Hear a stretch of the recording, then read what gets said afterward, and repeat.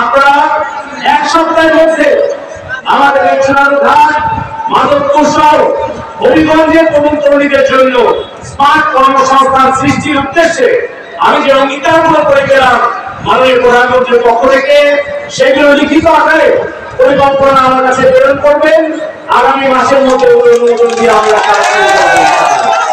সবাইকে আন্তরিক ধন্যবাদ এবং কৃতজ্ঞতা জানিয়ে আমার ইচ্ছা ছিল যখন হবিগঞ্জ শহরে Sheikh Kamal IT training incubation সেন্টারে ভিত্তিপ্রস্তর স্থাপন করতে যায়, সেই আইটি ট্রেনিং ইনকিউবেশন সেন্টারের পাশে একটা খেলার মাঠ ছিল। তো আমরা ওই খেলার মাঠ সহই আমরা একবার করে ফেলেছিলাম। সেই সময় আমি যখন গেলাম এলাকার ছেলেমেয়েরা এসে আমার কাছে অনুরোধ করলো যে খেলার মাঠটা ছেড়ে দিতে হবে যাতে খেলা পরিবেশটা থাকে। এবং তখন যে দাবিটা করছিল ওই ইউনিয়নের চেয়ারম্যান হচ্ছে আব্দুল রহিম, যে ব্যারিস্টার সুমনের শ্বশুর।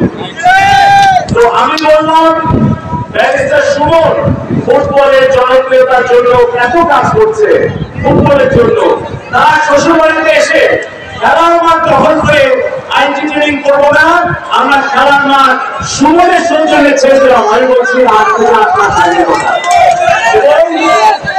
একটা শর্ত দিয়েছিলাম যে খেলার মাঠ সুমনের শ্বশুরবাড়ি চেয়ারম্যান আব্দুর রহিমের সৌজন্যে সাহিব ভাইয়ের উপস্থিতিতে ছেড়ে দিয়েছিলাম।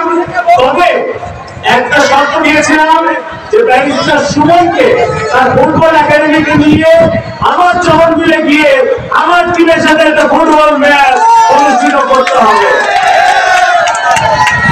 তো আজকে আমাদের এখানে জয়সেক সেন্টার এবং আমাদের যে স্মার্ট এমপ্লয়মেন্ট ট্রেনিং সেন্টার এবং শেখ রাসেল ডিজিটাল ল্যাব এগুলো প্রতিষ্ঠান যে অঙ্গীকার করে গেলাম, আমি চাই আমার ভাই আমার বন্ধু ব্যারিস্টার সুমন আরেকটা অঙ্গীকার করবে যে আমার চরণ মিলে গিয়ে সে একটা ফুটবল ম্যাচে নিজে উপস্থিত থেকে আমাদের এলাকাবাসীকে এসে ফুটবলের এই খেলাগুলো করাচ্ছে।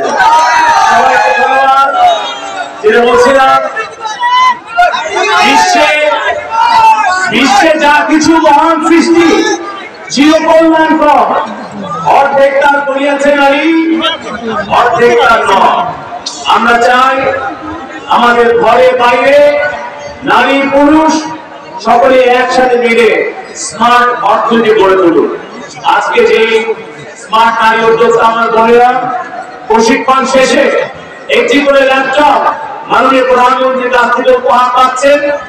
আপনারা নিজেরা উদ্যোক্তা হয়ে সফল হবেন এবং আপনারা সফল হয়ে আরো 10 জন নারীকে স্মার্ট নারী উদ্যোক্তা হওয়ার জন্য আপনারা অনুপ্রাণিত করবেন, সহযোগিতা করবেন।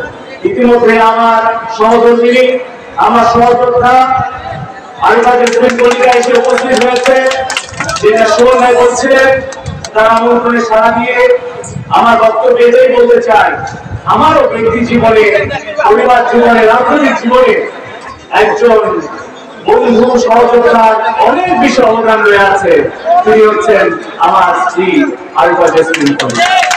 আমি আপনাদের সকলের কাছে আমি ব্যারিস্টার সুমনের জন্য দোয়া চাই। আপনারা দোয়া করবেন যে লড়াই সে শুরু করেছে সেই লড়াই যেন সে সফল হয় এবং সেই লড়াই আপনারা পাশে থাকবেন। আমরা জননেত্রী শেখ হাসিনার পক্ষ থেকে তার পাশে আছি এবং থাকবো ইনশাআল্লাহ। সবাইকে ধন্যবাদ। কোনো কালে একটা হয়নি তো জয়ী, পুরুষের তরবারি শক্তি দিয়েছে, প্রেরণা দিয়েছে বিজয় লক্ষ্মী নারী। আমাদের নারীরা সামনের দিকে এগিয়ে যাবে, স্মার্ট বাংলাদেশ নির্মাণে নারী পুরুষ একসাথে মিলে কাজ করবে, এই প্রত্যাশা রেখে আমার বক্তব্য এখানে শেষ করছি। সবাইকে ধন্যবাদ। আমরা জয়ী, আমরা দুর্বার। স্মার্ট বাংলাদেশ নির্মাণে প্রযুক্তি হবে হাতিয়ার। জয় বাংলা।